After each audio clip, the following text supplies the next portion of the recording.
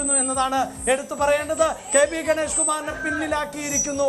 ഇതാ പതിറ്റാണ്ടുകൾക്ക് ശേഷം ആ പ്രണയതാരം കൊഴിഞ്ഞു വീഴുന്നു എന്നതാണ് ഇപ്പോൾ നമുക്ക് മനസ്സിലാക്കാൻ സാധിക്കുന്നത്. കെ.ബി. ഗണേഷ് കുമാർ പത്തനംതിട്ടയിൽ പിന്നിൽ നിൽക്കുന്നു എന്നതാണ്. ഈ കഴിഞ്ഞ മന്ത്രിസഭയിൽ KSRTCയുമായി ബന്ധപ്പെട്ട കാര്യം സജിത്ത് ഇവിടെ സൂചിപ്പിച്ചുകൊണ്ടിരിക്കുമ്പോഴാണ് ഗതാഗത മന്ത്രിയായിട്ടുള്ള കെ.ബി. ഗണേഷ് കുമാർ തെരഞ്ഞെടുപ്പ് ഘട്ടത്തിലടക്കം വലിയ വിവാദത്തിൽപ്പെട്ട കെ.ബി. ഗണേഷ് കുമാർ ഇപ്പോൾ പിന്നിൽ പോകുന്നു.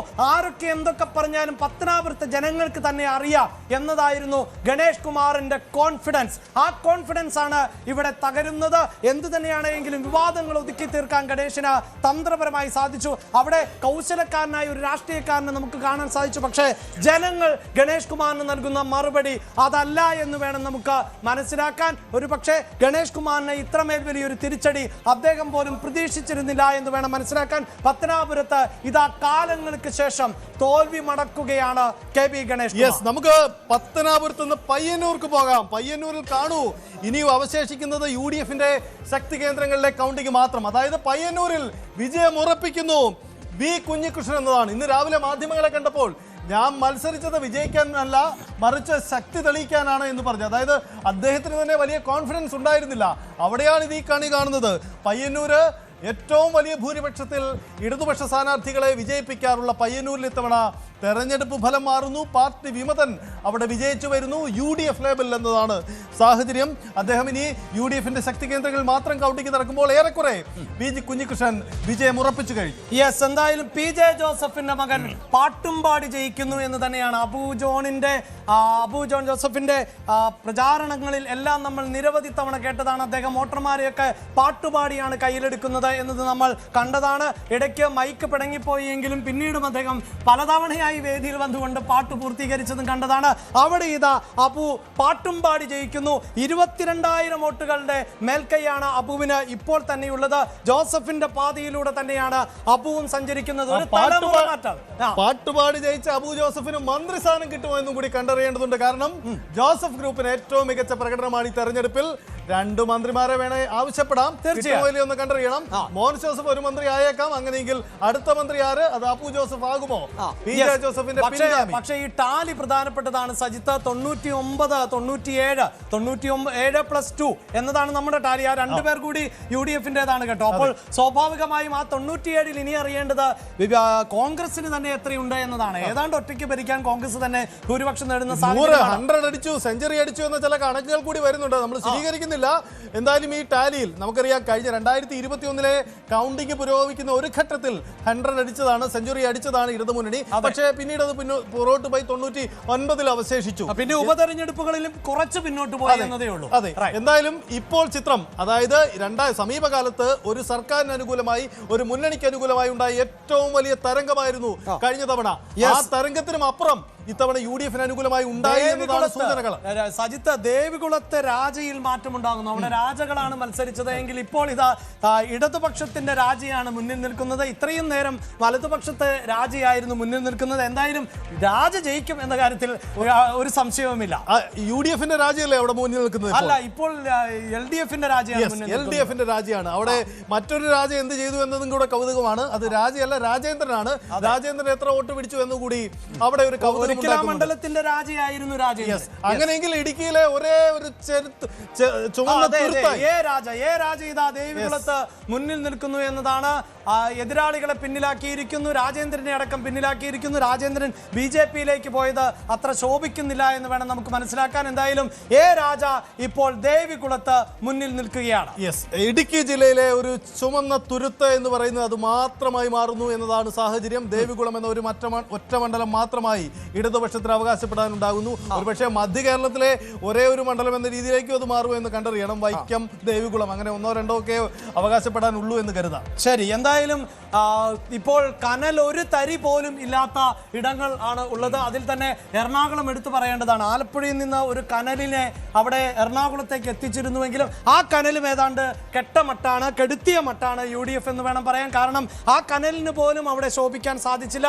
എറണാകുളത്തെ 14 നിയമസഭാ മണ്ഡലങ്ങളിൽ 14ലും ഇപ്പോൾ UDFന്റെ അപ്രമാദിത്വമാണ് കാണുന്നത്. അതിലെടുത്തു പറയേണ്ടത് കോതമംഗലം ഉൾപ്പെടെ, ഷിബു തെക്കുംപുറം ഉൾപ്പെടെ ഉള്ളവർ ഇപ്പോൾ മുന്നിട്ട് നിൽക്കുന്നു എന്നത് ഞെട്ടിക്കുന്ന പ്രകടനമാണ്. അസാധ്യമായ പ്രകടനം തന്നെയാണ് ഇപ്പോൾ എറണാകുളത്ത് നടത്തിക്കൊണ്ടിരിക്കുന്നത്. നമുക്ക് ഈ കളമശ്ശേരി അടക്കമുള്ള മണ്ഡലങ്ങളുടെ കൗണ്ടിങ് എന്ത് റിസൾട്ട് സാധ്യതകൾ, അതുകൂടി നമുക്ക് അവിടുത്തെ ലേഖകർ ആരെങ്കിലും ഒരാളെ ലൈനിൽ കിട്ടിയാൽ നമുക്കൊന്ന് ചോദിക്കാമായിരുന്നു. നമുക്കറിയണം കളമശ്ശേരിയുടെ കൗണ്ടിംഗ് പൊസിഷൻ, പി രാജീവിന് അവശേഷിക്കുന്ന എന്തെങ്കിലും സാധ്യതയുണ്ടോ തുടങ്ങിയ കാര്യങ്ങൾ കൂടി ഒന്ന് ഏറെ രാഷ്ട്രീയ കേരളം പൊതുവിൽ വീക്ഷിക്കുന്നത് കൂടിയാണ്. അതുകൊണ്ട് നമുക്ക് അതുകൂടി അറിയാൻ ഇരിക്കുന്നു. എന്തായാലും എറണാകുളം ജില്ലയുടെ ചിത്രം അതാണ്. ഒപ്പം VN വാസവൻ ഇനി എന്തെങ്കിലും പ്രതീക്ഷിക്കേണ്ടതുണ്ടോ, എന്തെങ്കിലും സംഭവിക്കുമോ, ഏറ്റുമാനൂരിൽ എന്തെങ്കിലും പ്രതീക്ഷകൾക്ക് ബാക്കിയുണ്ടോ തുടങ്ങിയ കാര്യങ്ങൾ കൂടി അറിയാം.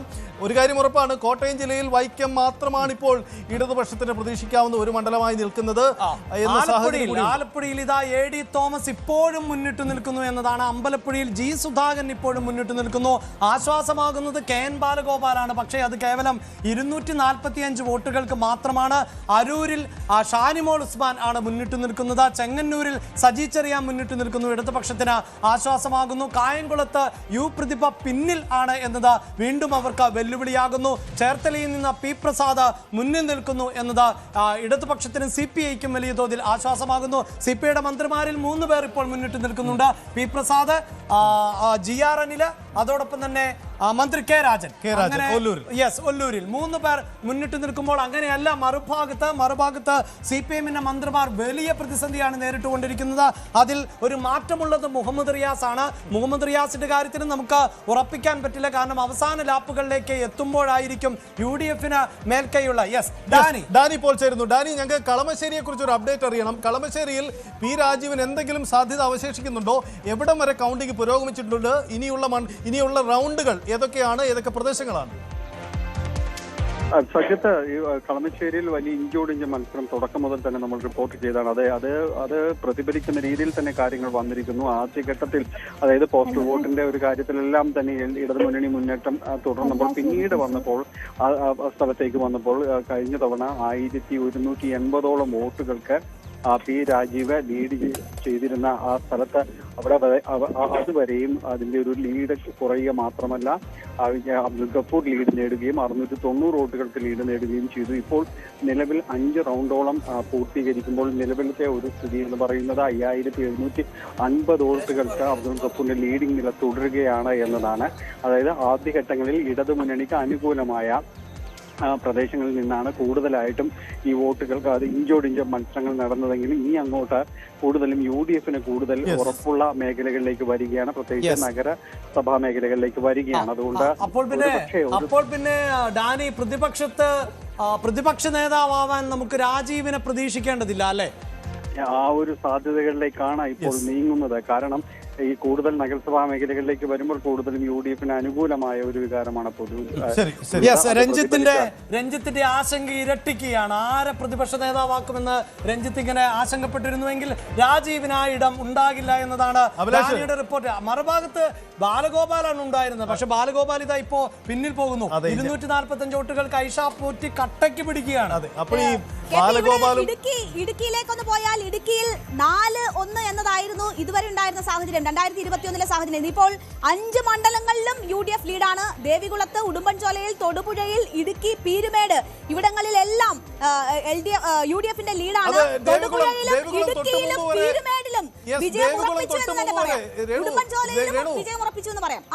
ദേവികുളം തൊട്ട് മുമ്പ് വരെ അവിടെ ഇടതുപക്ഷം ലീഡ് 651 വോട്ടിന്റെ ലീഡാണ് ഇപ്പോൾ UDFനുള്ളത്. അത് മാത്രമാണ് പക്ഷേ കിട്ടാനുള്ള സാധ്യത. ബാക്കി എല്ലായിടത്തും ഏതാണ്ട് 30,000 കടന്ന ലീഡുണ്ട്. തൊടുപുഴയിൽ 30,000 കടന്ന.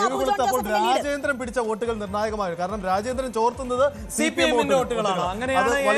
പക്ഷേ അവിടെ ഇഞ്ചാണ്. ഒരു പക്ഷേ ഫലം അവസാന റൗണ്ട് വരെ നമുക്ക് കാത്തിരിക്കേണ്ടതായി വരും. അങ്ങനെയുള്ള കുറേയേറെ മണ്ഡലങ്ങൾ ഇപ്പോഴുണ്ട്. ഇപ്പോൾ സ്ക്രീനിൽ കാണുന്ന കൊട്ടാരക്കര അവസാന വോട്ട് എണ്ണി കഴിയുമ്പോഴായിരിക്കും കൊട്ടാരക്കരയിൽ അല്ലെങ്കിൽ ഒരു പ്രതിപക്ഷ നേതാവിനെ പ്രഡിക്റ്റ് ചെയ്യാൻ പറ്റും. ഇപ്പൊ മുഹമ്മദ് റിയാസ് റിയാസ് ആയിക്കോട്ടെ. കൊട്ടാരക്കരയിൽ നല്ലൊരു അൽഷാഫ് നേതാവ്. ലീഡ് ചെയ്യുന്നു. മാത്രമല്ല കൃത്യമായ മെജോറിറ്റിയാണ് മുഹമ്മദ് റിയാസ് നേടിയിട്ടുള്ളത്. യെസ്, അല്ലെങ്കിൽ മറ്റൊരു ചോയ്സ് കണ്ടെത്താൻ ബുദ്ധിമുട്ടായതാണ്. അങ്ങനെയെങ്കിലും ഒരു അസാധാരണ സാഹചര്യം ഉണ്ടാകുമെന്നതാണ്. കാരണം പ്രതിപക്ഷ നിരയെ നയിക്കാൻ ആരെ എന്ന ചോദ്യം ഉണ്ടാകുന്നു. CPM ഒരു മുതിർന്ന അംഗത്തെ മുന്നോട്ട് വെക്കാൻ ഇല്ല, അങ്ങനെയെങ്കിൽ പുതിയൊരാളെ കണ്ടെത്തേണ്ടി വരുമെന്നൊരു ചോദ്യം. മുഹമ്മദ് റിയാസ് വീണ്ടും വന്നാൽ അതുണ്ടാക്കുന്ന രാഷ്ട്രീയ വിവാദങ്ങൾ മറ്റൊരു തരത്തിലുണ്ട് താനും.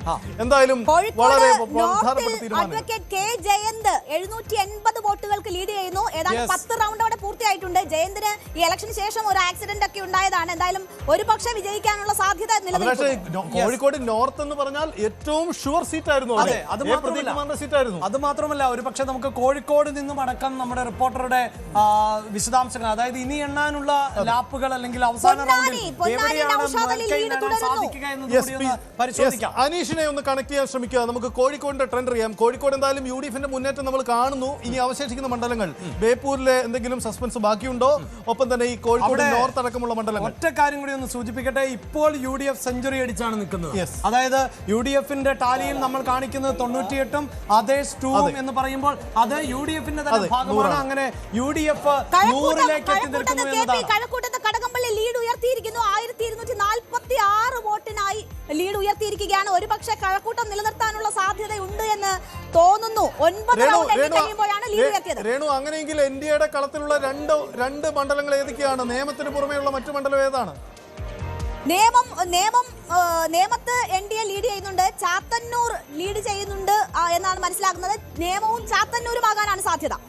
യെസ്, എന്തായാലും ഒരു ഘട്ടത്തിലൊക്കെ വലിയ തോതിൽ 5 ഇടങ്ങളിലടക്കം മുന്നേറ്റം നടത്തിയിരുന്നു. പക്ഷേ NDA സംബന്ധിച്ചിടത്തോളം ആ പ്രതീക്ഷകൾക്ക് തിരിച്ചടിയാകുന്നു. കൂടുതൽ വാർത്തകൾക്ക് News 18 Keralam YouTube channel subscribe ചെയ്യുക.